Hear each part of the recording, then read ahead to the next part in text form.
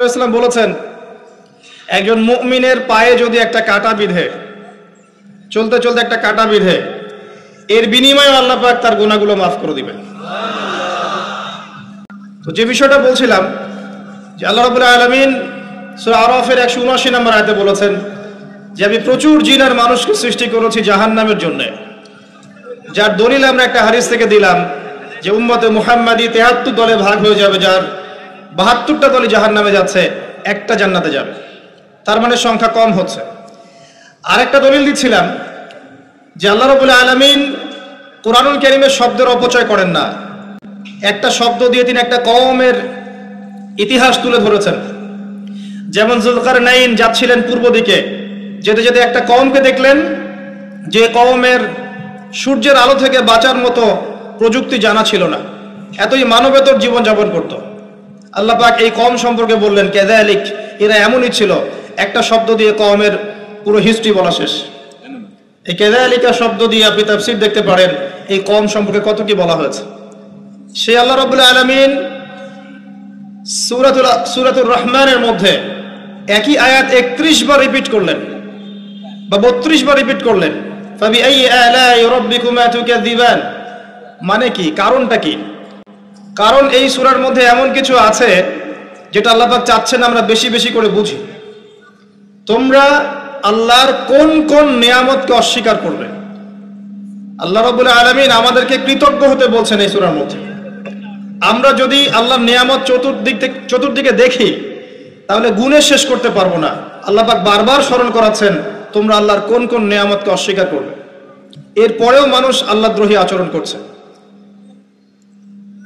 সহিহ বুখারীর মধ্যে 4 বার এই হাদিসটা আসার মানে হচ্ছে যে আল্লাহ পাক এখানেও বোঝানোর চেষ্টা করছেন যে জাহান্নাম থেকে বাঁচার জন্য আমাদের কত সতর্ক থাকা উচিত। হাদিসটা হচ্ছে এই, কিয়ামতের মাঠে আল্লাহ রাব্বুল আলামিন আদম আলাইহিস সালামকে ডাকবেন। আদম আলাইহিস সালামের নাম তো শুনেছেন, তিনি কে? আদি পিতা।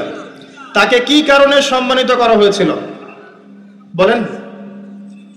তাকে কি কারণে সম্মান দেওয়া হয়েছিল? জ্ঞানের কারণে। তাকে ফেরেশতারা সিজদা করলেন কি কারণে?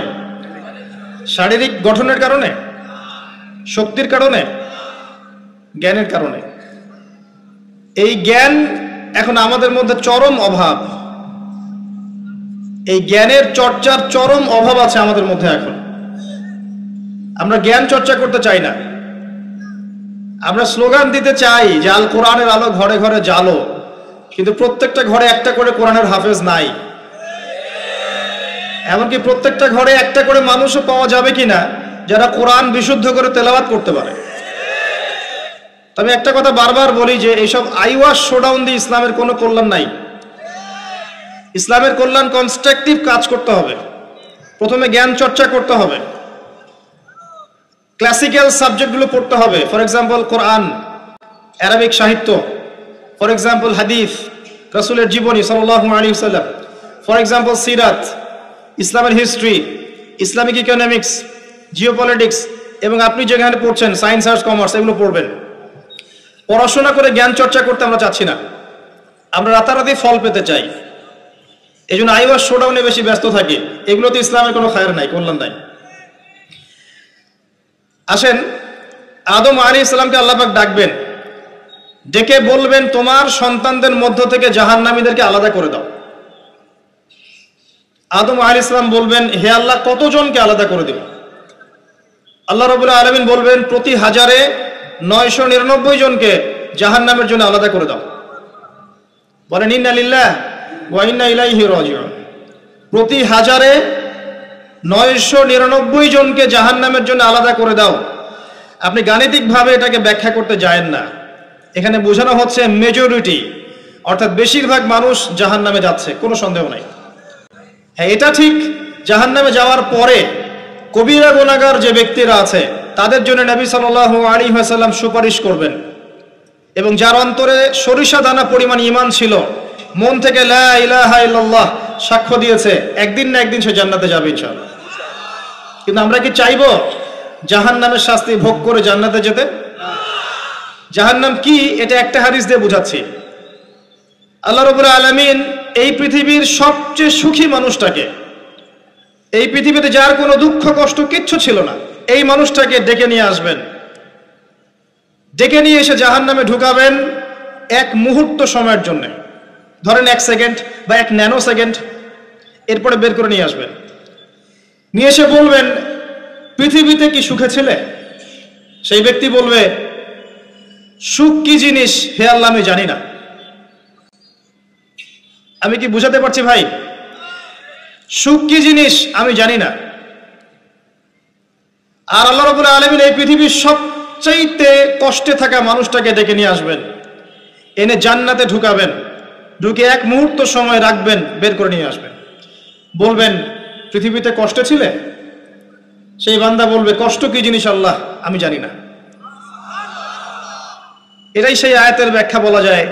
আল্লাহ পাক বলেছেন কুল্লু নাফসিন যায়িকাতুল মাউত, প্রত্যেকটা নফস বা আত্মা মৃত্যুর স্বাদ গ্রহণ করবে। ফাইন্নামা তুওয়াফাউনা উজুরাকুম ইয়াওমাল কিয়ামাহ, কিয়ামতের মাঠে তোমাদের পূর্ণ প্রতিদান দেয়া হবে। ওই দিন ফামান যুহজিহা আনিন নার ওয়া উদখিলাল জান্নাহ ফাকাদ ফাজ, সেদিন যাকে আল্লাহ পাক জাহান্নাম থেকে বাঁচাবেন, জান্নাতে প্রবেশ করাবেন, একমাত্র সে ব্যক্তি সফল, আর কেউ সফল নয়। এই আয়াতটা হচ্ছে দ্য ডেফিনেশন অফ সাকসেস, যার পিছনে আমরা ছুটছি। আমরা সাফল্যের পিছনে ছুটি না। সফল হতে হবে, নিজের পায়ে দাঁড়াতে হবে, টাকা পয়সা করতে হবে, বাড়ি গাড়ি করতে হবে, ব্যাংক ব্যালেন্স করতে হবে, জমি জমা করতে হবে, একটা সুন্দরী গার্লফ্রেন্ড চাই, একটা স্ত্রী চাই, তাই না? আমরা সাফল্যের পিছনে ছুটতে চাই। আর আমাদেরকে বস্তুবাদী দর্শন শেখায় এগুলোই সাফল্যের মানদণ্ড।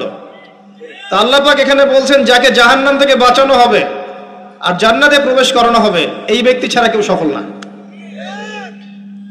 পৃথিবীতে আপনি অনেক বড় নেতা হতে পারেন, ইভেন অনেক বড় আলেমও হতে পারেন, অনেক বড় পলিটিশিয়ান হতে পারেন, অনেক বড় প্রশাসনের কর্মকর্তা হতে পারেন, অনেক বড় ইকোনমিক্স হতে পারেন, কলামিস্ট হতে পারেন, বুদ্ধিজীবী হতে পারেন, হাফেজ হতে পারেন, হুএভার ইউ আর, যদি কিয়ামতের মাঠে আপনি জান্নাতে যেতে না পারেন, আপনি সফল না।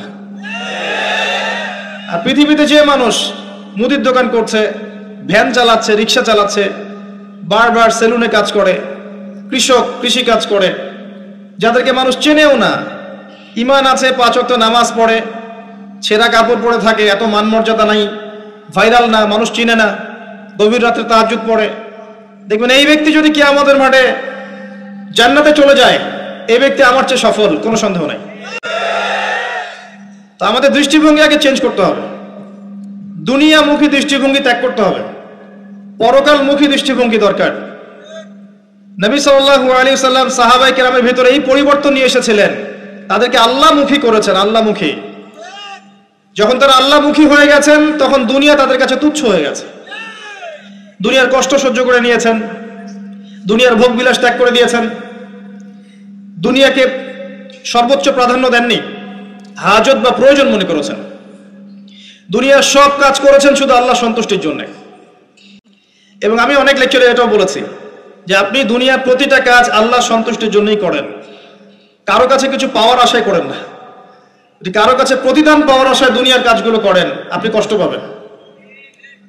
কারো কাছে আশা করেন না, আল্লাহর কাছে আশা করেন প্রতিদান, আপনি কষ্ট পাবেন না ইনশাআল্লাহ। কারণ আল্লাহ ছাড়া প্রকৃত অর্থে আমাদের আপন বলে কেউ নাই। শুধুমাত্র আল্লাহই আপনার আপন, বাকিরা আপনার প্রয়োজন। মানুষ মানুষকে ভালোবাসতে পারে না, মানুষ মানুষের অবস্থানকে ভালোবাসে। এটা আপনারা হারে হারে ফিল করবেন যত দিন যাবে দেখবেন এটা আখিরুজ জামান, এটা আখিরুজ জামান, শেষ জামানা চলছে।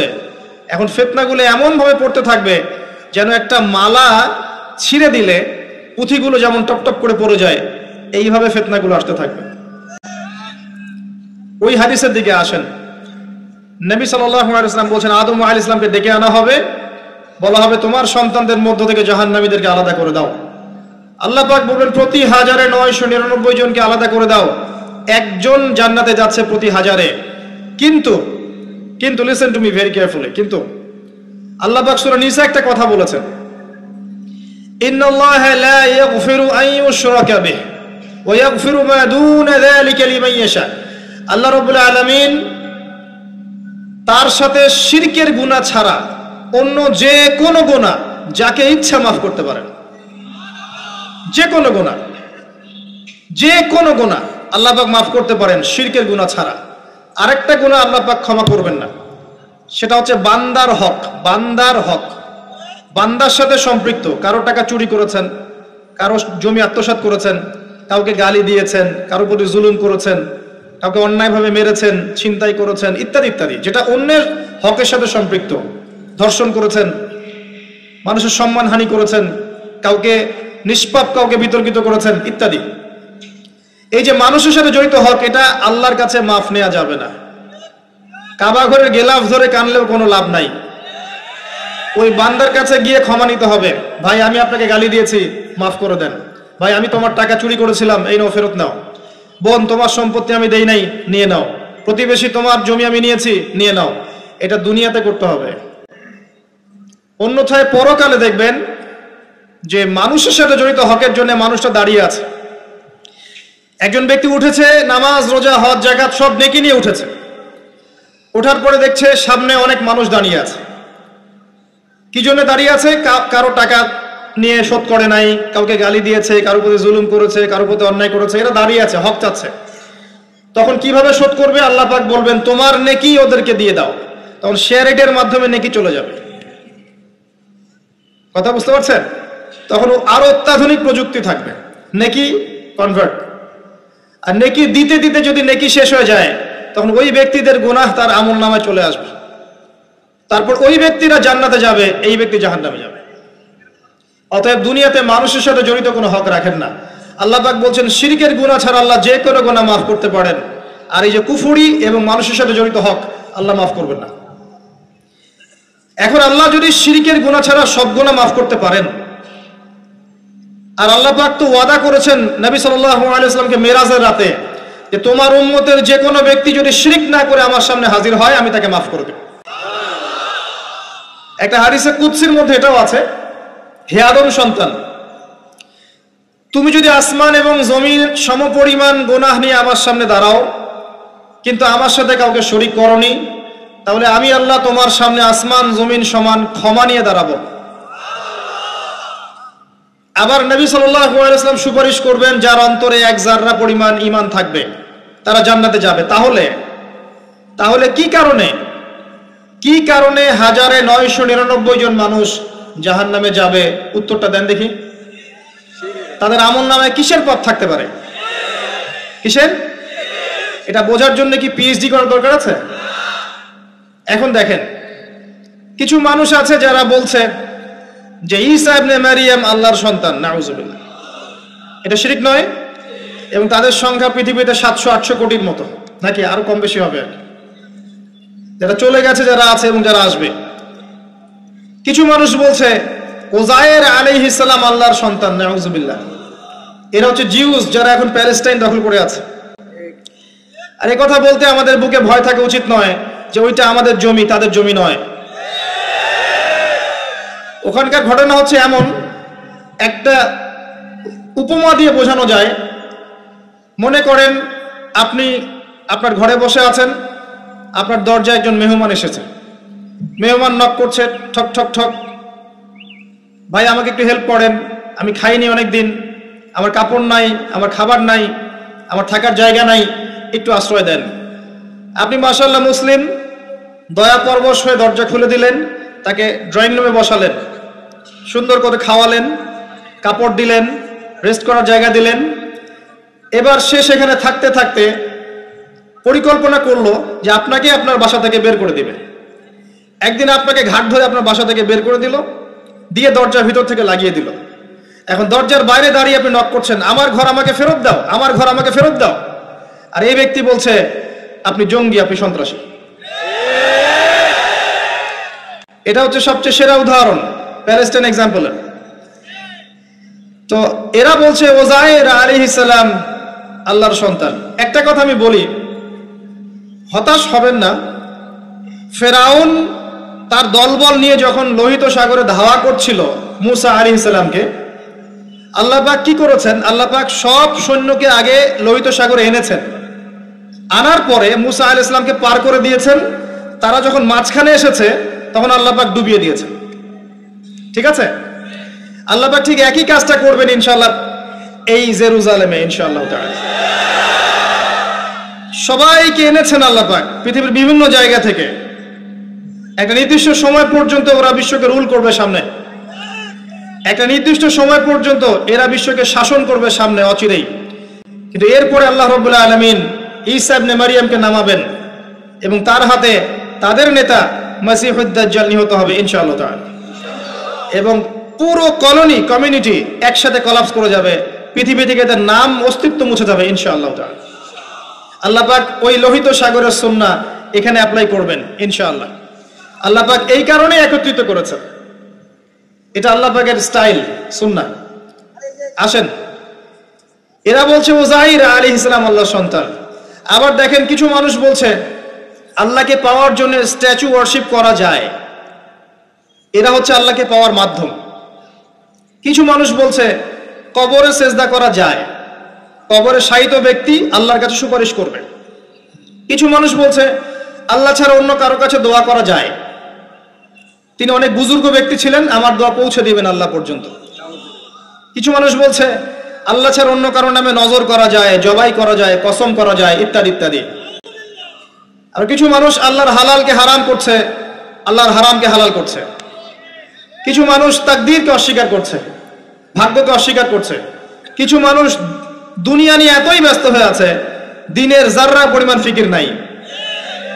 আবার কিছু মানুষ এই উম্মতের মধ্যে দাবি করছে মুহাম্মদ সাল্লাল্লাহু আলাইহি ওয়াসাল্লাম শেষ নবী নন, আরো নবী আসতে পারে, এবং তারা প্রকাশ্যে মাহফিল করারও চেষ্টা করছে এখন বাংলাদেশে।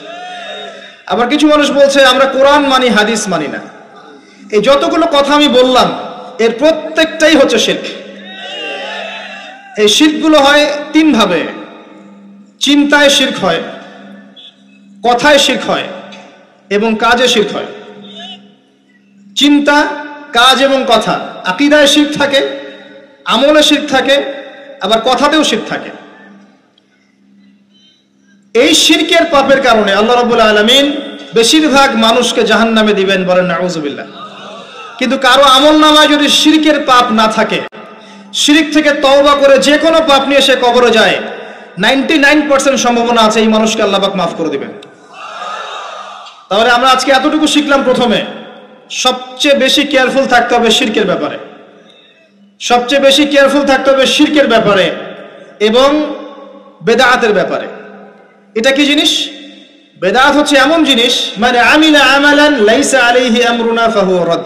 নবী সাল্লাল্লাহু আলাইহি ওয়াসাল্লাম বলেছেন, কেউ যদি এমন কোনো কাজ করে ইসলামের মধ্যে যে কাজের পিছনে আমার কোনো দলিল নাই, প্রমাণ নাই, আমার পক্ষ থেকে কোনো আদেশ নাই বা নিষেধ নাই, কোনো হুজ্জত নাই, এটাই বেদাত, প্রত্যাখ্যাত। মানে আপনার প্রতিটা কাজ হতে হবে শুধুমাত্র নবী সাল্লাল্লাহু আলাইহি ওয়াসাল্লামের সুন্নাহ মতো।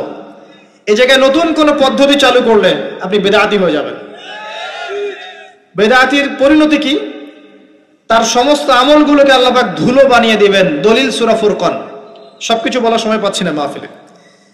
আরো কি? আরো আছে। বুখারী হাদিসে এসেছে নবী সাল্লাল্লাহু আলাইহি ওয়াসাল্লাম হাউজে কাউসারের সামনে দাঁড়িয়ে থাকবেন এবং এই কাউসারের পানি যে একবার পান করবে কিয়ামতের মাঠে, সে আর কখনো পিপাসার্ত হবে না। নবী সাল্লাল্লাহু আলাইহি ওয়াসাল্লাম পানি পান করাবেন উম্মতকে, হঠাৎ পর্দা পড়ে যাবে। আল্লাহ নবী বলবেন ইন্নাহুম মিন্নি, এরা তো আমার উম্মত। পর্দা পড়ে গেল কেন? তাকে জানানো হবে ইন্নাকা লা তাদরি মা আহদাসা বা'দাক, হে নবী আপনি জানেন না আপনার মৃত্যুর পর এরা আপনার শরীয়তের মধ্যে কত বেদাত চালু করেছিল। তো বেদাতীদের সম্পর্কে নবী সাল্লাল্লাহু আলাইহি ওয়াসাল্লাম বলবেন সুহকান সুহকান লিমান গায়্যারা বা'দি, দূর হও যারা আমার দ্বীনের মধ্যে সংযোজন করেছো, দূর হয়ে যাও। নবীজি অভিশাপ দিবেন, নাউযুবিল্লাহ। আরেকটা মারাত্মক বিষয় হচ্ছে বেদাত করতে থাকলে মানুষ তওবা করে না। একজন চোর তওবা করতে পারে, সে জানে এটা খারাপ কাজ। একজন জেনাকারী তওবা করতে পারে, সে জানে এটা খারাপ। একজন পতিতালয়ের মেয়ে তওবা করতে পারে, সে জানে এটা খারাপ। কিন্তু যে ব্যক্তি ইসলামের কাজ করছে ভালো মনে করে, সে মনে করছে এগুলো কল্যাণের কাজ, ভালো কাজ, সে কখনো তওবা করতে চাইবে না। এই কারণে বেদাতি শেষ পর্যন্ত তওবা করে না। অতএব শিরক আর বেদাতের এই পাপ থেকে দূরে থাকেন। এরপরে আমি সামনে যাই, আরেকটা মেজর জিনিস থেকে আমাদেরকে বেঁচে থাকতে হবে। সেটা হলো হারাম রিজিক। আজকে আমাদের রিজিকের যে সিস্টেমটা আছে এর মধ্যে বেশিরভাগ পরিবারে হারাম রিজিক ঢুকে গেছে, বলেন নাউজুবিল্লাহ। কেউ সরাসরি হারাম, কেউ ঘুরিয়ে ফিরিয়ে হারাম। সবচেয়ে বড় মারাত্মক যে হারামটা ঢুকেছে তার নাম হচ্ছে রিবা বা সুদ। ম্যাক্সিমাম আমরা সুদখোর। আমার কিসের দাড়ি টুপি এগুলো দেখার প্রয়োজন নাই, আমি নিজেও সুদখোর। কিভাবে? প্রত্যক্ষভাবে না হলে পরোক্ষভাবে। মনে করেন আমি একটা ফ্ল্যাটে ভাড়া থাকি, ফ্ল্যাটের মালিক আমার ভাড়ার টাকা দিয়ে তার ব্যাংকের লোন শোধ করে, পরোক্ষভাবে আমি সুদের সাথে সম্পৃক্ত আছি। আপনি বাঁচতে পারবেন না। এই জামানা সম্পর্কে নবী সাল্লাল্লাহু আলাইহি ওয়াসাল্লাম বলেছেন, এমন একটা জামানা আসবে যেই জামানায় মানুষ সুদ থেকে বেঁচে থাকতে পারবে না। যে বেঁচে থাকার চেষ্টা করবে তার গায়েও সুদের ছিটা ফোঁটা গিয়ে লাগবে, কোনো সন্দেহ নেই, এটা সেই জামানা। টপ টু বটম সব জায়গায় সুদ। আর জানি না এই আয়াতগুলো কোরআনে আছে কি না আদৌ, বা এগুলো মানুষকে শোনানো হয় কি না আদৌ। তা আমি আমার জায়গা থেকে চেষ্টা করছি। আল্লাহ পাক কোরআনে বলেছেন। কে বলেছেন? আল্লাহ বলেছেন। আমি অনুবাদ করছি, আমি জাস্ট অনুবাদক। সূরা বাকারা 279 থেকে পড়া শুরু করেন। আল্লাহ পাক বলছেন, ইয়া আইয়ুহাল্লাযীনা আমানু, হে মুমিনগণ, তুমি যদি মুমিন হয়ে থাকো, হে মুমিনগণ, ইত্তাকুল্লাহ, তোমরা আল্লাহকে ভয় করো। ইত্তাকুল্লাহ, তোমরা আল্লাহকে ভয় করো। ইত্তাকুল্লাহ, তোমরা আল্লাহকে ভয় করো। ওয়াযারু মা বাকিয়া মিনার রিবা, সুদের অবশিষ্ট অংশগুলো ছেড়ে দাও। ইন কুনতুম মুমিনিন, যদি প্রকৃত অর্থে মুমিন হয়ে থাকো। ওয়া ইন লাম তাফআলু, আমি আল্লাহ বলছি তোমরা যদি এটা না করো, ফাযরু বিহারবিন মিনাল্লাহি ওয়া রাসূলিহি, তাহলে আল্লাহ এবং তার রাসূলের সাথে যুদ্ধের ঘোষণা শুনে রাখো। গো অ্যাহেড, এখন রাস্তা আপনার। আমি অনুবাদ করে শুনিয়ে দিয়েছি, আপনার কান পর্যন্ত পৌঁছে গেছে। এখন decision is yours, path is yours, choose your path. রাস্তা আপনার, আপনি ফিক্স করেন কি করবেন।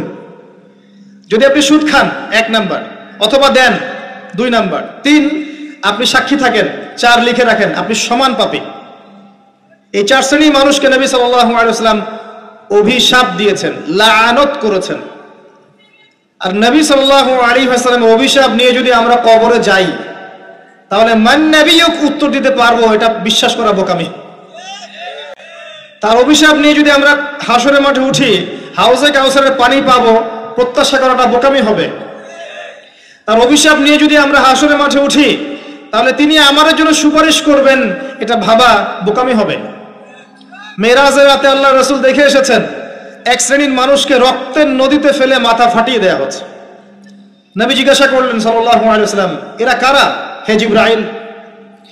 জিবরাইল আলাইহিস সালাম বলেন, এরা আপনার উম্মতের সেই সব ব্যক্তি যারা ছিল সুদখোর, যারা সুদের মধ্য দিয়ে মানুষের রক্ত চুষে খেয়েছে। আজকে রক্তের নদীতে এদেরকে ফেলে মাথা ফাটিয়ে দেয়া হচ্ছে। কি করবেন আপনি ফিক্স করেন। ইসলাম তরবারির জোরে ছড়ায় নাই। আমি আপনার গর্দানে তরোয়াল ধরে বলবো না যে সুদ ছেড়ে দেন, বলবো? কেউ বলবে না। ইসলাম এভাবে ছড়ায় নাই। ইসলাম সৌন্দর্য দিয়ে ছড়িয়েছে, সুন্দর উপদেশ দিয়ে ছড়িয়েছে। উদউ ইলা সাবিলি রাব্বিকা বিল হিকমা ওয়াল মাউইযাতিল হাসানা ওয়াজাদিলহুম বিল্লাতি হিয়া আহসান, এভাবে ইসলাম ছড়িয়েছে। ফাযাক্কির ইন নাফআতিয যিকরা সায়াযাক্কারু মান ইয়াখশা, হে নবী আপনি উপদেশ দিন, যদি উপদেশ কাজে লাগে। শীঘ্রই যারা আল্লাহকে ভয় করে তারা আপনার উপদেশ গ্রহণ করবে ইনশাআল্লাহ। ওয়া ইয়াতাজান্নাবুহাল আশকা, যারা পাপাচারী ফাসিক তারা উপদেশ গ্রহণ করবে না। ফাযাক্কির ইন্নামা আনতা মুযাক্কির, আপনি উপদেশ দিন, আপনি শুধু উপদেশদাতা। লাস্তা আলাইহিম বিমুসাইতির, আপনি কারো উপর দারোগা নন। এটা একজন দায়ীর কাজ, একজন আলেমের কাজ, এর বেশি কিছু না। আমাদের ম্যাক্সিমাম রিজিকের মধ্যে সুদ ঢুকে গেছে। হয় আমরা খাচ্ছি, না হলে দিচ্ছি, না হলে সাক্ষী থাকছি, না হলে লিখে রাখছি। আরেকটা কথা বলি, এই হাদিসটাও শুনে রাখেন। নবী করিম সাল্লাল্লাহু আলাইহি ওয়াসাল্লাম, কার নবী? আপনার তো, আপনারই তো নবী। তিনি বলেছেন সুদের পাপের 73টা শাখা আছে। কতটা? যার সর্বনিম্ন শাখা হচ্ছে নিজের মায়ের সাথে জেনা করা। এখানে যদি একটা বিল্ডিং থাকে, যে বিল্ডিং এর মধ্যে মনে করেন কথার কথা নাউজুবিল্লাহ অনেক প্রস্টিটিউট মহিলা আছে, কথা বুঝতে পারছেন? এখানে আছে অনেক প্রস্টিটিউট মহিলা যারা এখনকার ভাষায় সেক্স ওয়ার্কার্স, কারণ তারা যৌনকর্মী বলতে চায়, পতিতা শব্দ ইউজ করতে চায় না, তারা এটাকে একটা স্বীকৃতি দিতে চেষ্টা করছে আর কি। সেক্স ওয়ার্কার্স এটা একটা কাজ, নাউজুবিল্লাহ। এই কারণেই সমাজে বেশি বেশি মহামারী ছড়াবে, এই কারণেই সমাজে এমন কিছু পাপ ছড়াবে, এমন কিছু রোগ ছড়াবে যে রোগগুলো কখনো ছিল না ইতিহাসে। এই কারণেই হাদিসে এসেছে শেষ জামানায় যখন অশ্লীলতা বেড়ে যাবে, বেহায়াপনা বেড়ে যাবে, নগ্নতা বেড়ে যাবে, তখন সমাজে বেশি বেশি এমন রোগ ছড়াবে যে রোগগুলো আগে কখনো ছিল না।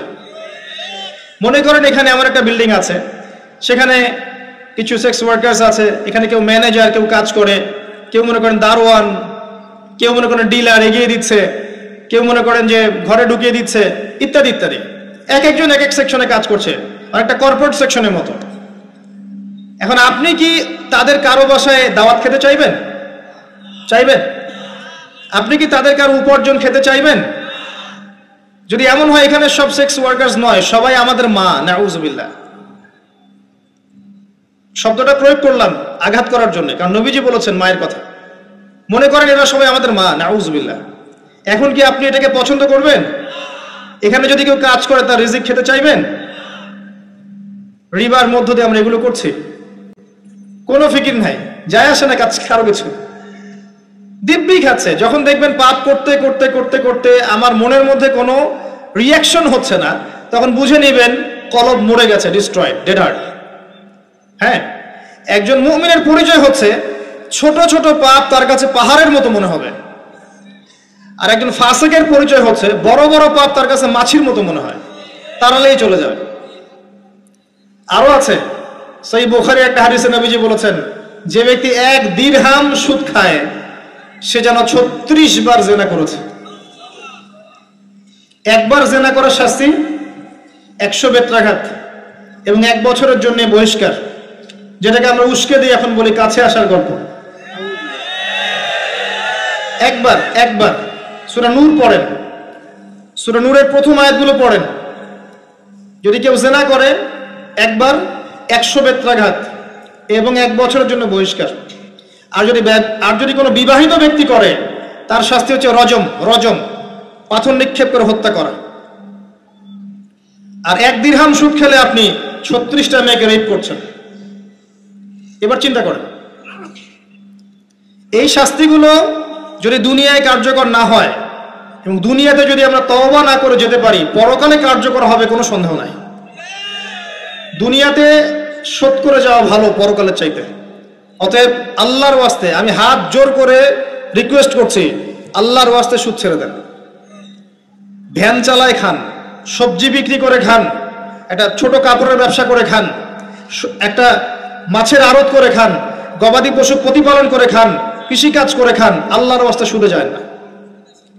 আপনার পুরো দুনিয়া এবং আখিরাত বরবাদ হয়ে যাবে এবং আপনি এর মধ্য দিয়ে আল্লাহর সাথে যুদ্ধ করছেন, নবীর সাথে যুদ্ধ করছেন।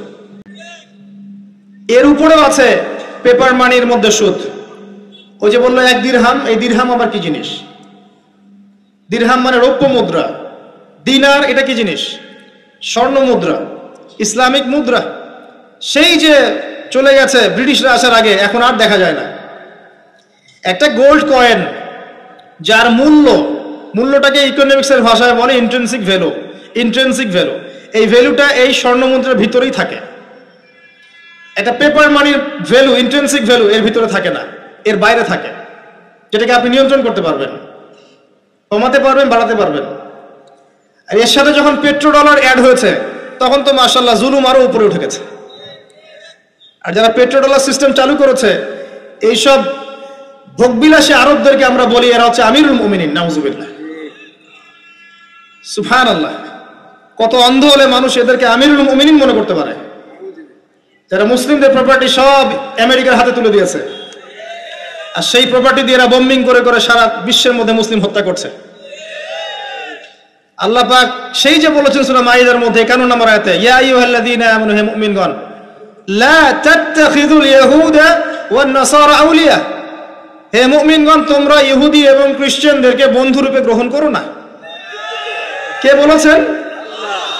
আল্লাহর চেয়ে কি আমি জিও পলিটিক্স ভালো বুঝি? আল্লাহর চেয়ে আমি আমার ভালো মন্দ ভালো বুঝি? কাদেরকে বা'দুহুম আউলিয়া ও বা'দ, যারা একে অপরের বন্ধু, যারা একে অপরের বন্ধু। ওয়া মান ইয়াতাওয়াল্লাহুম মিনকুম ফাইন্নাহু মিনহুম, তোমাদের মধ্যে কেউ যদি ওদের দিকে মুখ ফিরায় সে তাদের অন্তর্ভুক্ত, এই উম্মার কেউ না তারা। সে যেই হোক, বিশ্বের এইসব নামধারী মুসলিম কান্ট্রিদের চাইতে বাংলাদেশের পররাষ্ট্রনীতি অনেক ভালো আছে, হাজার গুণে ভালো আছে। কি মনে করেন আপনি?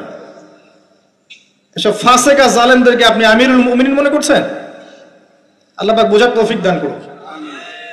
আসেন, রিবার কথা বলতে গিয়ে কথাটা আসছি, ইন্ট্রিনসিক ভ্যালু বলে একটা বিষয় আছে। এত ডিটেলস বিষয় মাহফিলে বলা সম্ভব না, এতটুকু বলবো যে ইনশাআল্লাহ তাআলা আপনি যদি আপনার সম্পদকে সাস্টেইনেবল অ্যাসেটে রূপান্তরিত করেন, আগামী দিনগুলোতে আপনি ইনশাআল্লাহ জিতবেন, আদারওয়াইজ হেরে যাবেন।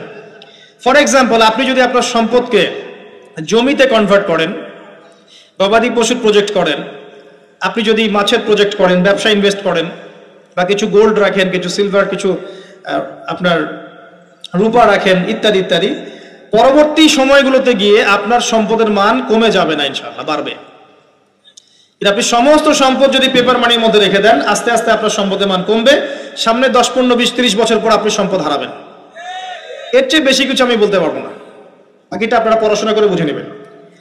যেটা বলতে চাচ্ছি, ইকোনমিক সেকশনে আমরা সবাই মোটামুটি হারামের সাথে সম্পৃক্ত। এর পাশাপাশি আছে আবার ঘুষ, আছে না? না দিলে চাকরি হয় না, সুবহানাল্লাহ। আবার অনেক আলেম ফতোয়া দিচ্ছে এখন, তুমি যদি যোগ্য হয়ে থাকো কিন্তু তোমাকে জব দিচ্ছে না, তাহলে তোমার জন্য ঘুষ দেওয়া জায়েজ। সুবহানাল্লাহ। কত ঘুরিয়ে ফিরিয়ে জায়েজ করছি আমরা, আল্লাহ ভালো জানেন। যে নিবে আর যে দিবে সমান অপরাধী দুইজন। একজন ব্যক্তি মাদক দ্রব্য সেবন করে, আরেকজন ব্যক্তি মাদক উৎপাদন করে, কেউ সেল করে, কেউ ডিস্ট্রিবিউট করে, সবাই অপরাধী না? এরপরে আবার আছে দেখবেন অন্যের সম্পদ আত্মসাৎ করা, দুর্নীতি করছি, অন্যের সম্পদ আত্মসাৎ করছি। অনেক সময় দিনের লেবাজেই, ধার্মিকতার লেবাজেই মানুষের সম্পদ লুটে পড়ে খাচ্ছে। কত মাজার আছে যায় দেখেন, মানুষের সম্পদ কিভাবে লুটে খাচ্ছে আল্লাহ ভালো জানে। ওখানে যত মোমবাতি জমা পড়ে, এগুলো বিক্রি করলে মনে একটা পদ্মা সেতু হবে, আল্লাহ ভালো জানে। বেশি বলে ফেলাইছে মনে হয়। যাই হোক, এমন অনেক জায়গা আছে, গরু ছাগল দিচ্ছে, মাশাআল্লাহ মানতের টাকা দিচ্ছে। এই যে কয়দিন আগে দেখলাম একটা চ্যানেলেই দেখলাম, দান বাক্স খুলেছে, কোটি কোটি টাকা বের হচ্ছে এখন থেকে। জি, আমি মনে করতে পারছি না, বাট আমি দেখেছিলাম। তো না, ঠিক আছে, মসজিদে টাকা দিতে পারে মানুষ, সমস্যা নাই। আমি বলছি এমন জায়গা যেখানে আল্লাহর সাথে শিরক হচ্ছে। বিষয়টা হচ্ছে, আমরা ধর্মের লেবাজে অনেক সময় মানুষের সম্পদ লুটে পড়ে খাচ্ছি না? অনেক মুসলিম আছে যারা বোনের সম্পত্তির অধিকার দেয় নাই। আল্লাহর রাস্তায় সময় দিয়ে আসে, চিল্লা দিয়ে আসে, বলছে যে আমার বোন তো আমাকে সম্পত্তি দান করে দিয়েছে, মাশাআল্লাহ। তার মানে কেমনে দান করছে ভাই? তো বলে আমি ওকে বলছি তুই যদি আমাকে দিস তো সওয়াব হবে। তো দিয়ে দিচ্ছে, মাশাআল্লাহ। তো বললাম যে আপনি মরার আগে ওটা তাকে সওয়াবের আশা দিয়ে দিয়েন, এই অবস্থায় মরেন না। আমরা অনেক সময় ধর্মের লেবাজেও মানুষের সম্পদ আত্মসাৎ করি, কোনো সন্দেহ নাই। আল্লাহ পাক আমাদেরকেও হেফাজত করুন, আমিন। এক কথায় বলতে চাই প্রিয় ভাইয়েরা, পরিবারের মধ্যে হারাম রিজিককে ঢুকতে দিয়েন না। হারাম রিজিক ঢুকলে পরে আপনার ইবাদত কবুল হবে না। আপনি ছোটখাটো কিছু করেন, হালাল রিজিক খান, অল্পতে আল্লাহ পাক সন্তুষ্ট হয়ে যাবেন ইনশাআল্লাহ তাআলা। আল্লাহ পাক তো বেশি কিছু চান না আমাদের কাছে। আল্লাহ পাক কি চান? আমরা তাকে ভালোবাসি, আমরা তার জন্য আমাদের ইবাদতগুলো ঢেলে দেই, তার সাথে শিরক না করি, তার নবীর সুন্নাহ মতো চলি, একটু হালাল খাই, একটু পর্দা করি, বাচ্চা কাচ্চাদেরকে ইসলামী আদর্শে বড় করি, পরিবারের আদর্শটা একটু ঠিক করি। এত বেশি কিছু কি আল্লাহ পাক চান আমাদের কাছে?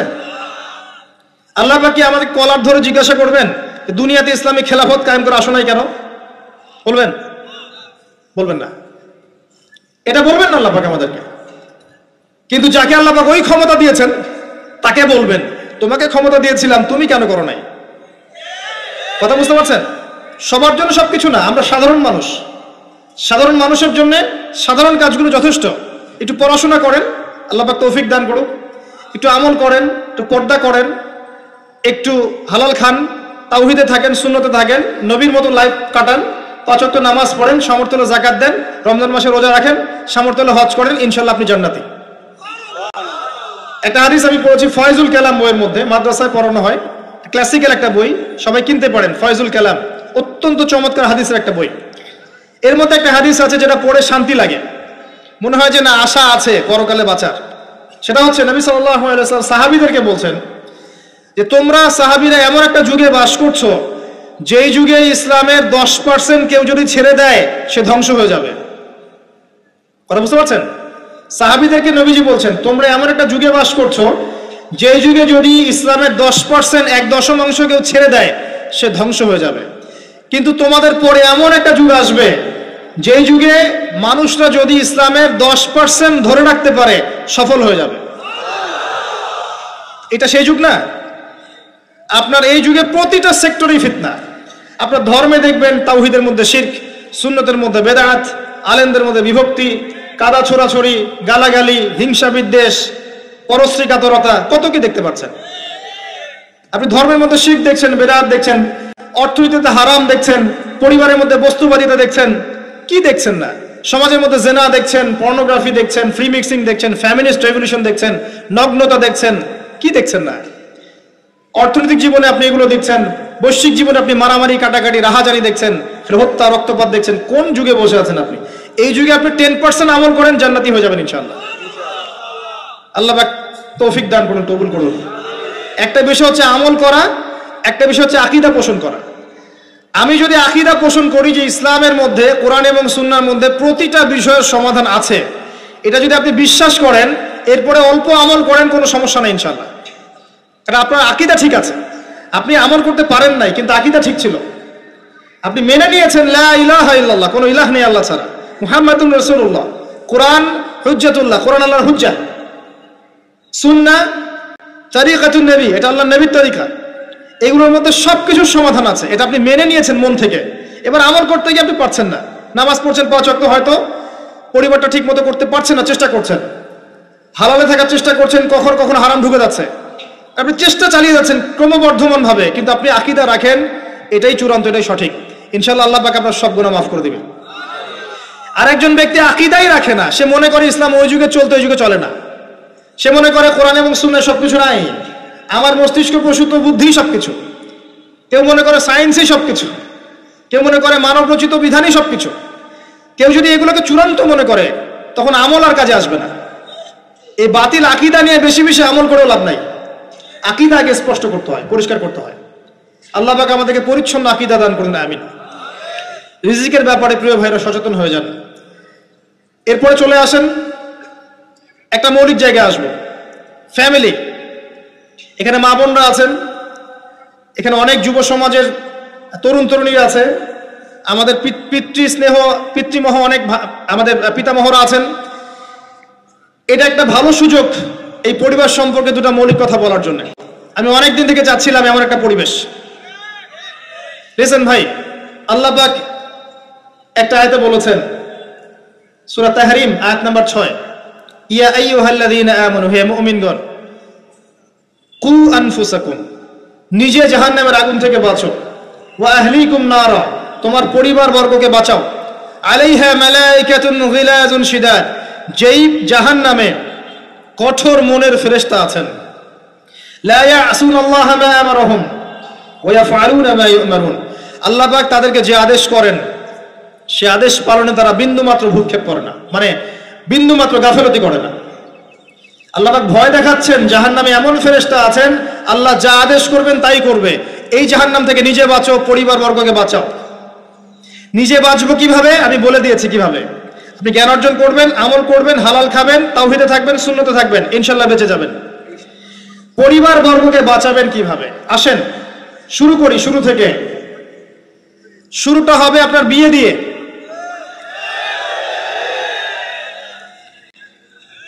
এত এক্সাইটেড হওয়ার কিছু নাই, কারণ এটা এমন একটা বিষয় যেটা করেন নাই বলে এক্সাইটমেন্ট বাড়ছে, করার পরে পস্তাতেও পারেন। এটা এমনই দিল্লি কা লাড্ডু, যে খাবে সেও পস্তাবে, যে খাবে না সে বেচারাও পস্তাবে। তবে আপনারা খেয়ে পস্তান আলহামদুলিল্লাহ। এমনভাবে শুরু করেন না পরিবারটা যে আপনি একজন তরুণী, আপনি একজন তরুণ বিয়ে করছেন, বিয়ের সময়ে দিনদারিতা বাদ দিয়ে অন্য কিছু দেখতে যায় না। যদিও বা অর্থ সম্পদ, বংশমর্যাদা, সৌন্দর্যের কথা হাদিসে এসেছে, হাদিসটা এমন নয় যে তোমরা 4টা গুণ দেখেই বিয়ে করো, এমন নয়। হাদিসটা এমন নয়, অনুবাদটা অনেকেই ভুল করে, অনেকেই ভুল করে। হাদিসে বলা হয়নি কখনো 4টা গুণ দেখেই বিয়ে করো, এটা নয়। বরং বলা হয়েছে 4টা গুণ দেখে বিয়ে করা হয়। কথা কি বুঝতে পারছেন? কেউ এটা দেখে, কেউ এটা দেখে। তোমরা দিনদারিতা দেখো, না হলে তোমাদের হাত ধুলোয় ধূসরিত হবে। হাদিসটা এমন। এক্ষেত্রে কি আমরা বলবো, প্রথমত বিয়েটাকে সহজ করে দেন। বিয়েটাকে সহজ না করলে সমাজে জেনা বাড়তে থাকবে, এবং জেনা বাড়ার কারণ আছে। যখন পর্নোগ্রাফিটাতে ফ্রি অ্যাক্সেস দেওয়া হয়েছে, মানুষ রাতের বেলা পর্ন দেখতে পারে, কেউ বাধা দেওয়ার নাই। উপরের সেকশন থেকে কিন্তু এটাকে বন্ধ করে দেওয়া যেত। পৃথিবীর অনেক কান্ট্রি আছে যেখানে অনেক কিছু চলে না। চাইনিজরা ফেসবুক ইউজ করে না, করে? ওরা কি উন্নত জাতি না? ওরা তো এখন আমেরিকাকে যদি বলে ওঠো উঠবে, আমেরিকাকে বসতে বললে বসবে। ওরা এমন জায়গায় চলে গেছে। ওই ইউক্রেন ইস্যু নিয়ে আমেরিকা, ন্যাটো আর এই ব্রিটেন আর ফ্রান্স আর ইসরায়েল কিছুই করতে পারবে না ইনশাআল্লাহ। বিকজ এখানে একটা বড় অ্যালায়েন্স আছে চায়না এবং রাশিয়ার, কিছুই করতে পারবে না। কারণ এর উদ্দেশ্য, যে উদ্দেশ্যে এটা কাজ করেছিল তারা, এটাতে সফল হবে না তারা ইনশাআল্লাহ। আজকের টপিক এটা না, আমি এদিকে যাচ্ছি না। মূল বিষয়টা হচ্ছে যে সহজ করতে হবে বিয়েটাকে। উপযুক্ত বয়স হয়ে গেলেই একটা উপার্জনের সোর্স খুঁজবেন আগে।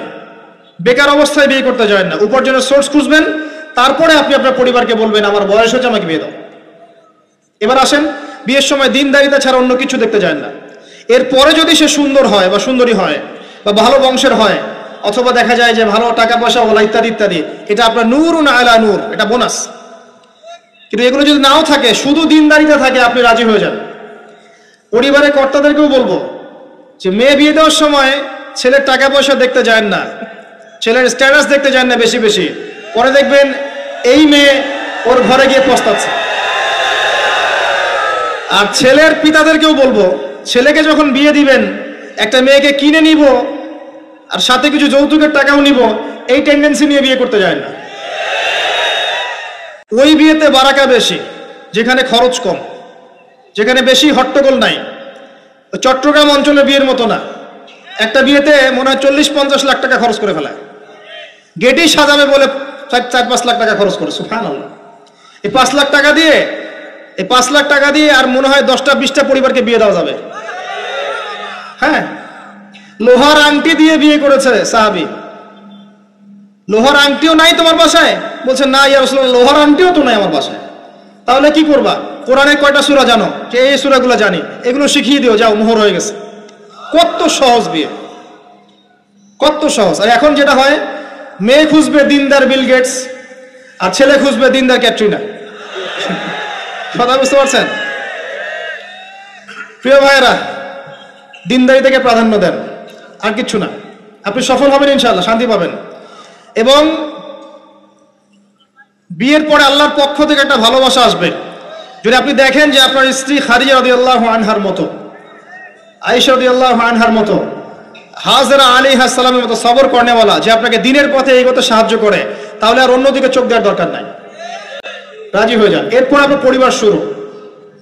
এখানে উভয়ের মাঝে হৃদ্যতা, ভালোবাসা থাকতে হবে। তবে আরেকটা কথা বলে রাখি, সবাই মনোযোগ দিয়ে কথাটা শোনেন। একটা পরিবারের ভিত্তি শুধু ভালোবাসা দিয়ে টিকে থাকে না। একটা পরিবারের ভিত্তি টিকে থাকে আপোষের বিশ্বাসের উপরে। একে অপরকে বিশ্বাস করতে শিখতে হবে, একে অপরকে শ্রদ্ধা করতে হবে, একে অপরের সম্মান দিতে জানতে হবে। আপনাকে আপনার স্ত্রীকে আপন মনে করতে হবে, আপনাকে আপনার স্বামীকে আপন মনে করতে হবে। বাইরের মানুষ আপন নয়, এরা আপন আপনার। একজন একজন লেবাস, পোশাক। এরপরে আপনি মোহর শোধ করেন, আপনি সন্তান সন্ততি নেন, সন্তান সন্ততিদেরকে আল্লাহর এবং তার রাসূলের আদর্শে বড় করে তোলেন। পরিবারের মধ্যে তালিম চালু করেন, তালিম। পরিবারের মধ্যে তাওহীদ রাখেন, সুন্নত রাখেন, একসাথে খেতে বসেন। স্ত্রীকে হাদিয়া দেন, স্ত্রীকে গিফট দেন, তাকে মাঝে মাঝে ঘুরতে নিয়ে যান, তাকে নিয়ে রিফ্রেশমেন্টে যান, তাকে সময় দেন, তাকে টাইম দেন, তাকে সময় দেন। নবী সাল্লাল্লাহু আলাইহি ওয়াসাল্লাম আয়েশা রাদিয়াল্লাহু আনহার কোলে মাথা রেখে কোরআন তেলাওয়াত করতেন, তার সাথে চাঁদনি রাতে দৌড়েছেন এবং চাঁদ দেখেছেন, সফর করেছেন, রাতের বেলা হেঁটেছেন, সময় দিয়েছেন, খালি পায়ে হেঁটেছেন। সময় দেন। এখন এমন একটা অবস্থা যে পুরুষদেরকে মনে করা হয় যে তারা হচ্ছে মানি মেকিং মেশিন, তারা খালি টাকা পয়সা মেক করবে, আর স্ত্রীরা হচ্ছে চুলা ঠেলবে সারাদিন। আমরা এমন মনে করে নিই আর কি। আবার এই যে ফ্যামিনিস্ট রেভলিউশন যখন থেকে আসছে, ফ্যামিনিস্ট রেভলিউশন কি জিনিস? দাজ্জালের ফলোয়ার্স আর কি, যে মেয়েদেরকে আপনি ঘরে রাখতে পারবেন না। তো তারা যখন থেকে এসেছে, ইমার্জ করেছে, তখন থেকে তার একটা কনসেপ্ট দিয়েছে যে পুরুষ আর নারী একে অপরের প্রতিদ্বন্দ্বী। দেখবেন প্রতিদ্বন্দ্বিতামূলক কথাবার্তা বলে। স্বামীর মুখের উপর তর্ক করতে যাবেন না। স্বামীকে বাইরের অনেকগুলো বিষয় ফেস করতে হয়। একজন স্বামী মনে করেন প্রশাসনে চাকরি করে, তাকে তার ডিউটি ফেস করতে হয়, তার বসকে মেনটেন করতে হয়, তার এগুলো সামলাতে হয়, তাকে বাজারঘাট করতে হয়, সারাদিন পরিশ্রম করে সে বাসায় ঢোকার পরে আপনি মুখটা গোমরা করে বসে থাকেন। স্বামী আহলান সাহলান করেন না, তাকে একটু আদর করেন না, মহব্বত করেন না, তো অটোমেটিকলি আপনার দিক থেকে তার মনটা চলে যাবে অন্যদিকে। স্বাভাবিক। আপনি আপনার স্বামীর জন্য সাজেন না, বাইরের মানুষের জন্য সেজে বুঝে আপনি মার্কেটে যান। প্রবলেম সেগুলা। এরা মনে করে স্বামী স্ত্রী একে অপরের প্রতিদ্বন্দ্বী, অথচ এরা একে অপরের পরিপূরক। একে অপরের পরিপূরক। উভয় হৃদ্যতা ভালোবাসায় পরিবার গড়ে ওঠে। যে পরিবারের মধ্যে হৃদ্যতা ভালোবাসা আছে, ওই পরিবারের বাচ্চা কাচ্চারা দেখবেন বড় আলেম হবে, বড় নেতা হবে, বড় কিছু হবে ইনশাআল্লাহ। যেখানে এগুলো নাই, ওই সন্তানরা বড় হয় হতাশার মধ্যে, কাজের বুয়ার কাছে, ডে কেয়ার সেন্টারে। এরা তো বড় হয়ে জঙ্গি হবেই, সন্ত্রাসী হবেই, স্বাভাবিক। ভালো প্যারেন্টিং দিতে পারে নাই। এরকম না বিষয়টা। সময় দিতে হবে, একে অপরের দায়িত্ব বুঝতে হবে, আপোষের মধ্যে বিশ্বাস থাকতে হবে, ভালোবাসা থাকতে হবে এবং সবরের মানসিকতা থাকতে হবে। মেয়েদের ব্যাপারে বলাই হয়েছে তারা বাঁকাহার, অতএব চাপ দিতে যায় না, ভেঙে যাবে। চাপ দিতে যায় না, ভেঙে যাবে। ওই অবস্থায় ছেড়ে দিলে ওই অবস্থায় থেকে যাবে। একটা কথা আমি বলি, আমি শিখেছি আমার লাইফ থেকে, আল্লাহ পাকের প্রতিটা সৃষ্টি এক একটা রূপক মেসেজ দিচ্ছে। জানেন, রাবার গাছ দেখেছেন? রাবার গাছ, যে গাছ থেকে রাবার হয়, গাছটাকে দেখবেন পরিচ্ছন্ন, গাছটা পরিষ্কার। যে নিজে পরিষ্কার করে সে নিজেও পরিচ্ছন্ন। জমিনের মধ্যে দেখবেন মৃত জমিন, বৃষ্টি পড়লো, সজীব হয়ে উঠলো, সবুজ ধান ক্ষেত। এই সবুজ ধান ক্ষেতটা আপনার যৌবন, আস্তে আস্তে ফসল হবে। এই ফসল হওয়ার টাইমটা হচ্ছে আপনার পৌরত্ব। এরপরে ফসলটা কেটে ফেলা হবে। এই ফসলটা আপনার ভালো কাজ, আমলে সালেহ, এটাকে রেখে দেওয়া হবে। বাকিটাকে হলুদ বর্ণের যে খড়কুটা, এটাকে জ্বালিয়ে দেওয়া হবে। এই যে ধান গজালো, একটা সিজন গেল, এর মধ্যে আপনার দুনিয়ার জীবনের হায়াতের রূপকতা আছে। জি, পাহাড়কে দেখেন, পাহাড় বিশালতা নিয়ে দাঁড়িয়ে থাকে। ওর গায়ে যতই ঢিল মারেন, লাথি মারেন, সমালোচনা করেন, সে নড়বে না তার জায়গা থেকে। থাকবে, সে ওর জায়গায় স্টিল থাকবে, কিন্তু সে শান্ত থাকে, সে চিল্লাফাল্লা করে না। তাই যারা সাহসী, বীর, তারা বেশি কথা বলে না, শান্ত থাকে। যারা পাহাড়ের মধ্যে দৃঢ়, ওরা বেশি কথা বলে না। সাগরকে দেখেন, বিশাল সাগর, কক্সবাজারে যান, সাগরকে বিশাল সাগর গর্জন করছে, ভিতরে অনেক সম্পদ, অনেক মাখলুক আছে। আপনি সামনে গিয়ে দাঁড়ান, বিনয়ের সাথে আপনার পা ধুয়ে দিবে, কোনো অহংকার করবে না। প্রতিটা সৃষ্টি আল্লাহ পাকের এক একটা মেসেজ দেয়। ঠিক মেয়ে মানুষও একটা মেসেজ দেয়। কি মেসেজ? আল্লাহ পাক মানুষকে সবচেয়ে সুন্দর করে সৃষ্টি করেছেন, আর মানুষের মধ্যে মেয়েদেরকে সবচেয়ে বেশি সুন্দর করে সৃষ্টি করেছেন। আল্লাহ পাকের সবচেয়ে সুন্দর সৃষ্টি হচ্ছে মেয়েরা, এবং তারা খুব নরম হয়, নরম, প্রজাপতি ধরার মতো। প্রজাপতিকে ধাপ করে ধরতে পারবেন না আপনি। শক্ত করে ধরতে গেলে প্রজাপতি নষ্ট হয়ে যাবে, মরে যাবে। প্রজাপতিকে কোমল ভাবে ধরতে হবে। ঠিক মেয়েদের সামনেও আপনার কোমল থাকতে হবে। বেশি হার্ড হতে যাবেন, শেষ। আমি আপনার গার্লফ্রেন্ডের সামনে কোমল হতে বলি নাই, আপনার ওয়াইফের সামনে হতে বলেছি। কোমল থাকলে আপনি জিতে যাবেন। দেখবেন দুনিয়ার চিল্লাফাল্লা করছে আপনার বাসায়, আপনি চুপচাপ আছেন, পাহাড়ের মতো কোমল আছেন। 5 মিনিট পর দেখবেন নিজেই ঠান্ডা হয়ে এসে বলছে, আচ্ছা সরি, ভুল হয়ে গেছে। আর যদি আপনি চিল্লাফাল্লার কাউন্টার দিতে যান, তাহলে দেখবেন সুটকেস গোছানো শেষ, বাবার বাড়ি চলে গেছে। ডিল করা খুব ডিফিকাল্ট। এখানে আপনাকে খুবই সবরের পরিচয় দিতে হবে। আল্লাহ পাক বোঝার তৌফিক দান করুন। আর আমরা মা বোনদেরকে রিকোয়েস্ট করব, 4টা মূলনীতি মেনে কাপড় চোপড় পরবেন। আপনার কাপড়টা এমন হবে না যে কাপড়টা পরলেও অঙ্গ প্রত্যঙ্গ দেখা যায়, বোঝা যায়, এমন হবে না। কাপড়টা এমন হবে না এত টাইট ফিটিং যে আপনার অঙ্গের উঁচু নিচু অবয়ব বোঝা যায়, এমন হবে না।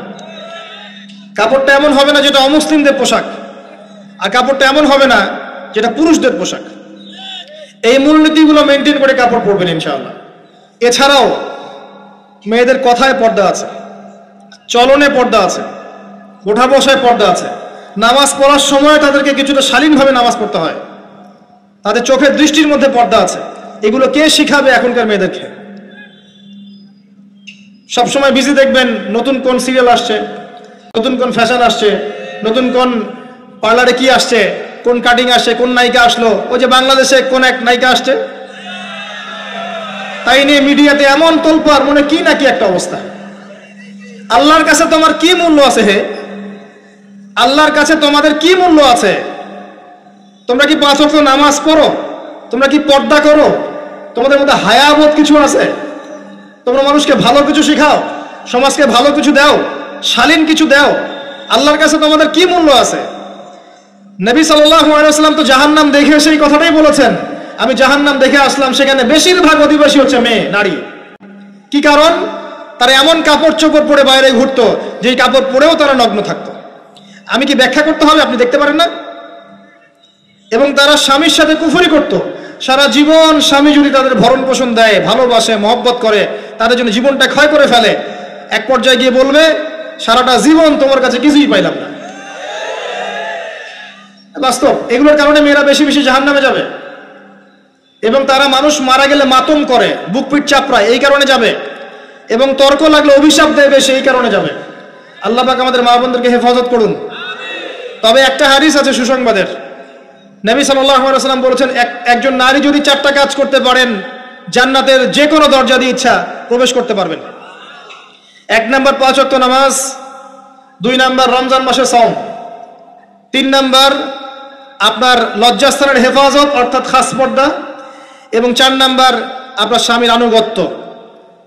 ফ্যামিনিস্ট আকীদার মেয়ে হলে আনুগত্যকে দাসত্ব মনে করে, স্বামীর আনুগত্যকে তারা দাসত্ব মনে করে। স্বামী কে? স্বামীর সম্মান বোঝেন আপনি? স্বামী কে? যার ব্যাপারে নবী সাল্লাল্লাহু আলাইহি ওয়াসাল্লাম বলেছেন, আমি যদি আল্লাহ ছাড়া অন্য কাউকে সেজদা করতে বলতাম, তাহলে মেয়েদেরকে বলতাম তারা যেন স্বামীদেরকে সেজদা করে। আপনাকে আমি কিভাবে বুঝাবো স্বামী কে, স্বামীর মর্যাদা কোথায়? এগুলো কি ইসলাম মেয়েদেরকে ডমিনেট করছে এগুলো দিয়ে? কেন? এই স্বামী আপনার জন্য সারাটা জীবন ক্ষয় করে ফেলে। একটা চোর পর্যন্ত, একটা চোর, একটা করাপ্টেড মানুষ, দুর্নীতিগ্রস্ত মানুষ, সে চুরি করে, দুর্নীতি করে এনে বাচ্চাকে খাওয়ায়। একটা ধর্ষক পর্যন্ত ওর মেয়েকে আদর করে। পুরুষ মানুষ কি জিনিস কেমন করে বুঝবেন? সারাটা জীবন ক্ষয় করে ফেলায়। যদি আপনি তার আনুগত্য করেন, তার সামনে সুন্দর মতো থাকেন, তার কথার সাথে তর্ক না করেন, ভালোবাসা দিয়ে থাকেন, আপনার জন্য সে জীবন দিতে প্রস্তুত থাকবে। এরকম পুরুষ মানুষ। আপনাদেরকে কেউ চোখ তুলে তাকালে চোখ তুলে ফেলাবে, এরকম পুরুষ মানুষ। আর এখন তো পরিস্থিতি ডিফারেন্ট। বাসায় পুরুষ বাইরের ছেলের সাথে ফোনে প্রেম হয়ে গেছে, পালায় চলে গেছে, বিয়ে করে ফেলছে। দেখবেন বাসায় স্ত্রী আছে, বাইরের মেয়ের সাথে প্রেম করে বিয়ে করা শেষ। বিয়ে করলে সমস্যা নাই, ব্যভিচার করে ফেলছে। বিয়ে সে করতেই পারে, সে যদি সমতা রক্ষা করতে পারে, সেটা তার ডিফারেন্ট ইস্যু, এটা অন্য ইস্যু। তো স্বামীর আনুগত্য আপনাকে কিভাবে বুঝাবো? এটা দাসত্ব নয়। নবী সাল্লাল্লাহু আলাইহি ওয়াসাল্লাম বলেছেন, কোনো স্বামী যদি কোনো স্ত্রীকে চায়, তার প্রয়োজনের জন্য চায়, মহব্বতের জন্য, স্ত্রী যদি চুলায় রান্না করতে থাকে, ওই রান্না ফেলে দিয়ে তাকে আসতে হবে। হাদিস।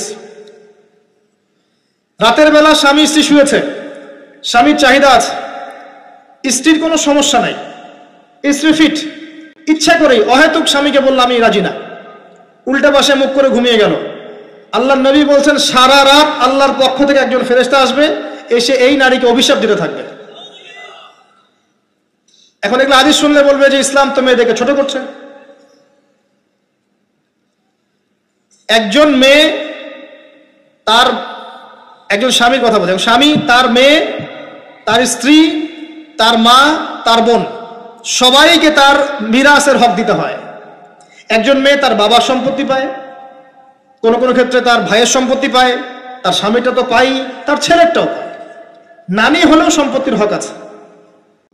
একটা মেয়েকে চতুর্দিক থেকে সিকিউর করা হয়েছে ইসলামে। তারপরেও কিছু ফ্যামিনিস্টের কারণে এরা বলবে যে মেয়েদেরকে ইসলাম ছোট করছে। হ্যাঁ, মেয়েদেরকে ইসলাম কেন ছোট করছে? কারণ পর্দা করে যে বাইরে বেরোতে বলেছে, ঢ্যাং ঢ্যাং করে নগ্ন হয়ে বেরোতে নিষেধ করছে, এই কারণে। যদি বলে যে হ্যাঁ ইসলাম আপনাদেরকে ফ্রি মিক্সিং এর স্বাধীনতা দিচ্ছে, আপনারা সবাই ফ্রি মিক্সিং করেন, গেঞ্জি পরেন, টি শার্ট পরেন, স্যান্ডো গেঞ্জি পরে বাইরে ঘুরে বেড়ান, টাইট ফিটিং প্যান্ট পরে বাইরে ঘুরে বেড়ান, সব জায়গায় আপনারা ফ্রি মিক্সিং করেন, পর্ন দেখেন, জেনা করেন, মদ খান, ইসলাম খুব ভালো। তখন তোমাদের জন্য তো ইসলাম নয়, তোমরা জাহান্নামে যাও, আল্লাহর কি আসে যায়? ইসলাম তোমাদের জন্য নয়, তোমরা জাহান্নামে গিয়ে মরো, ইসলামের কিচ্ছু যায় আসে না। আল্লাহর ওয়াস্তে পারিবারিক আদর্শের দিকে ফোকাস করেন প্রিয় ভাই। নিজে জাহান্নামের আগুন থেকে বাঁচেন, পরিবার বর্গকে বাঁচান, পরিবার বর্গকে বাঁচান। পরিবার একটা পার্ট হচ্ছে আপনার পিতামাতা। পিতামাতার সাথে খারাপ আচরণ করতে যায় না আল্লাহর ওয়াস্তে। সেই ব্যক্তির জন্য ধ্বংস যার পিতামাতা বেঁচে আছে, তাদের হক আদায় করে সে জান্নাতে যেতে পারলো না, তার জন্য ধ্বংস। আরেকটা অংশ আছে আপনার সন্তান সন্ততি। বাচ্চা কাচ্চার প্যারেন্টিংটা খুব সুন্দর করে করেন।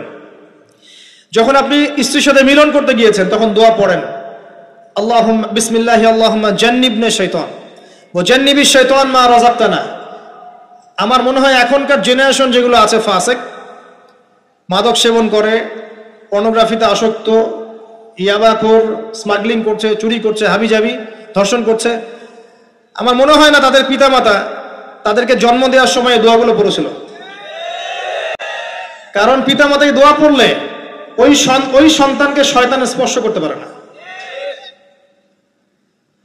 সন্তান হবে, সন্তান ছেলে হোক মেয়ে হোক, আপনার এটা নিয়ে মন খারাপ করার কিছু নাই। একজন কন্যা সন্তানকে লালন পালন করে সৎপাত্রে পাত্রস্থ করলে এই মেয়ে পরকালে আপনার জন্য জাহান্নামের আগুন থেকে ঢাল হয়ে যাবে। যার কাছে দুইজন মেয়ে আছে, দুইটা মেয়েকে সে ভালো করে মানুষ করেছে, নবী সাল্লাল্লাহু আলাইহি ওয়াসাল্লাম বলছেন সে জান্নাতে আমার সাথে এমন করে থাকবে, এইভাবে। কেউ যদি বিধবার দায়িত্ব নেয়, সেও নবী সাল্লাল্লাহু আলাইহি ওয়াসাল্লামের সাথে এইভাবে থাকবে। এতিমের দায়িত্ব নেয়, এইভাবে থাকবে। ফ্যান্টাসিতে ভুগছেন, একটা এতিম মেয়েকে বিয়ে করেন, একটা অসহায় তালাকপ্রাপ্ত মেয়েকে বিয়ে করেন, একটা বিধবা মেয়ে যার স্বামী মারা গেছে, কেউ নাই দেখার, তাকে বিয়ে করেন, তারপরে বোঝা যাবে আপনার মধ্যে কতটুকু দিন আছে। আর বর্তমান সভ্যতা আমাদের কি সমাধান দিবে? সবাই যদি দিনদার একটা করে ক্যাটরিনা খোঁজে, এই এতিম, এই বিধবা, এই যাদের দেখার কেউ নাই, এই মেয়েগুলা কি রাষ্ট্রের সম্পত্তিও থাকবে? এদের দায়িত্ব কে নিবে? পুরুষরা যদি দায়িত্ব না নেয়, কে দায়িত্ব নিবে? এখন কেউ যদি ওদের দায়িত্ব নিতে যায়, তখন তাকে আবার খারাপভাবে উপস্থাপন করা হয়, এই ব্যক্তির মনে হয় চরিত্র খারাপ।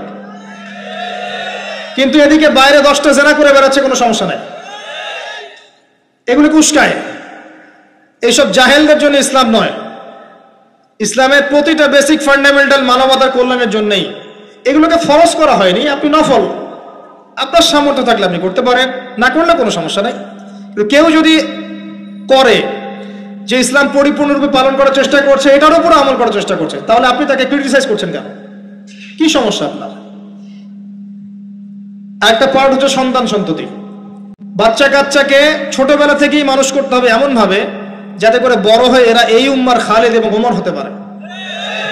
বাচ্চা ছোট বাচ্চাকে আপনি ভালো খাবার দেন, মায়ের স্নেহ দেন, বাবা মার সাথে রাখেন, একটু গ্রাম্য পরিবেশে নিয়ে গিয়ে তাকে বড় করেন।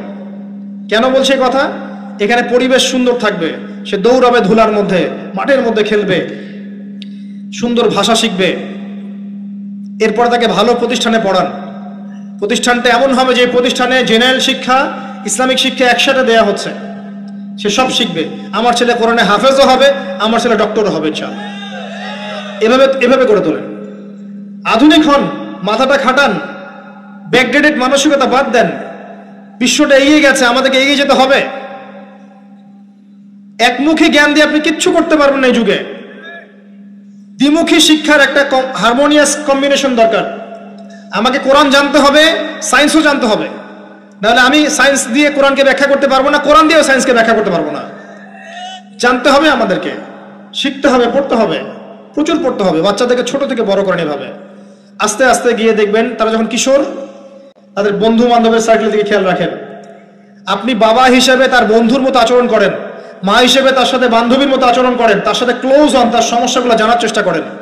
তাকে ফ্রি মিক্সিং এর মধ্যে পড়াশোনা করতে দিবেন না, না হলে স্কুল লাইফে সতীত্ব হারিয়ে ফেলবে। অনেক সময় অনেক মেয়ে আছে স্কুল লাইফে সতীত্ব হারিয়ে ফেলেছে, কলেজ লাইফে যেতে যেতে প্রস্টিটিউশনে চলে গেছে। অনেক মেয়ে আছে, এগুলো টপ সিক্রেট না, এগুলো সব ওপেন সিক্রেট। এখন ঘরে ঘরেই সমস্যা, মানুষ লজ্জায় বলতে পারে না। যে কটা মিডিয়া আসে এগুলো তো আমরা জানি, ঘরে ঘরেই সমস্যা ঢুকে গেছে, মানুষ লজ্জায় বলতে পারে না। ছোট ছোট বাচ্চা মেয়েদেরকে পর্যন্ত রেপ করা হচ্ছে এখন।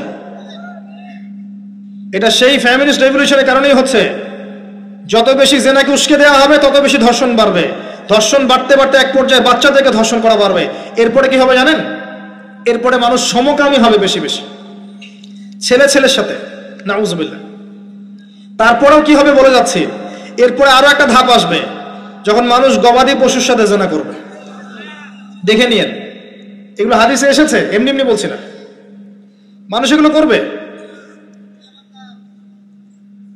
বাচ্চা কাচ্চাকে বড় করেন, ভালো খাবার দেন, ওকে খেলাধুলা করতে দেন।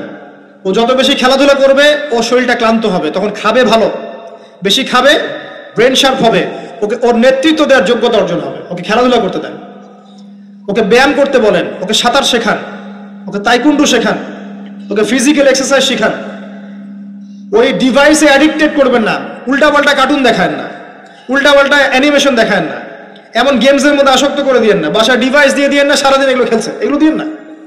ওকে কায়িক পরিশ্রম করান, একটু বড় হয়ে গেলে বাজারে পাঠান, বাস্তবতা শিখুক, সংসার করতে শিখুক, ডিল করতে শিখুক, সামাজিকতা শিখুক। ওকে সামাজিক বানান, গাছ লাগানোর কাজে ওকে ইনভলভ করে দেন, রক্তদান কর্মসূচিতে ওকে ইনভলভ করে দেন, ওকে সমাজ কল্যাণমূলক কাজ করতে শুরু করে দেন। দেখবেন ও সামাজিক হবে ইনশাল্লাহ।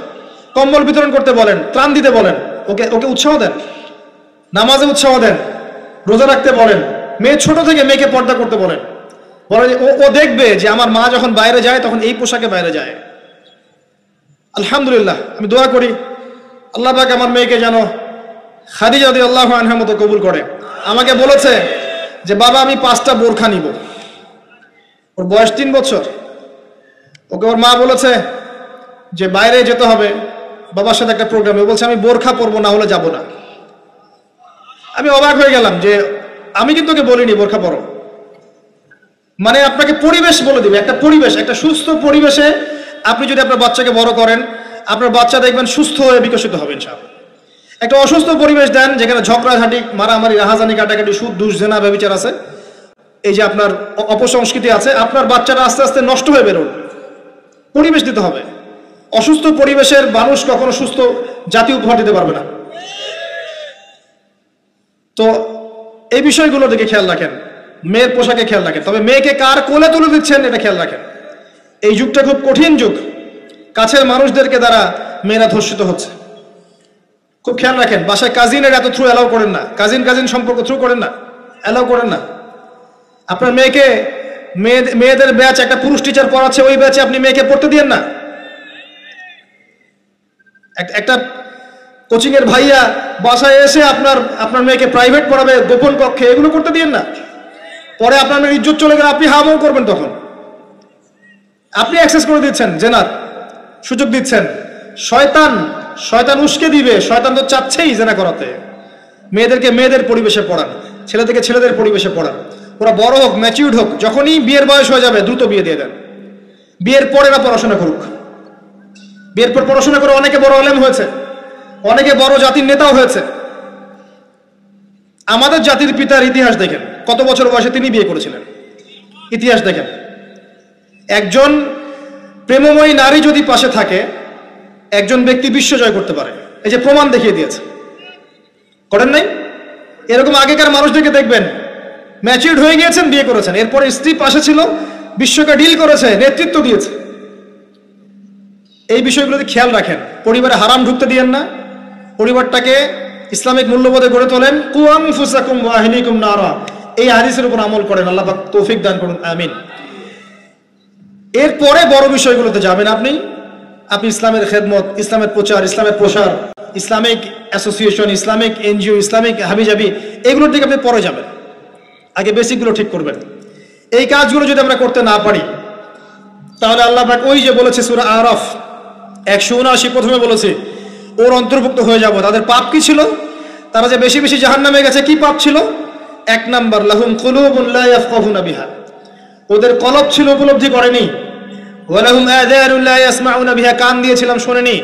ওয়ালাহুম আ'য়ুনুন লা ইউবসিরুনা বিহা, চোখ দিয়েছিলাম দেখেনি। উলাইকা কাল আনআম, এরা হচ্ছে গবাদি পশুর মতো।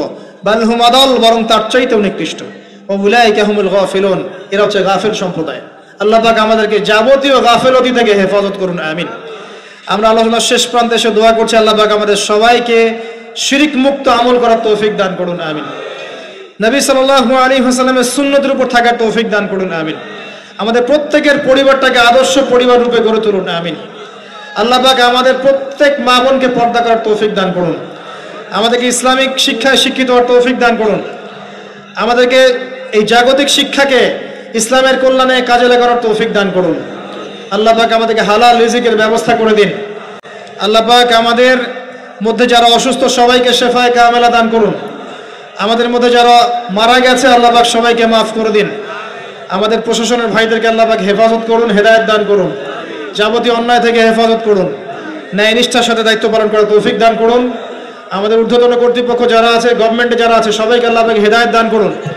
আল্লাহ পাক তাদের দ্বারা দ্বীন ইসলামের খেদমত কবুল করুন। আমরা মাহফিল কমিটির পক্ষ থেকে আপনাদের শুকরিয়া আদায় করছি।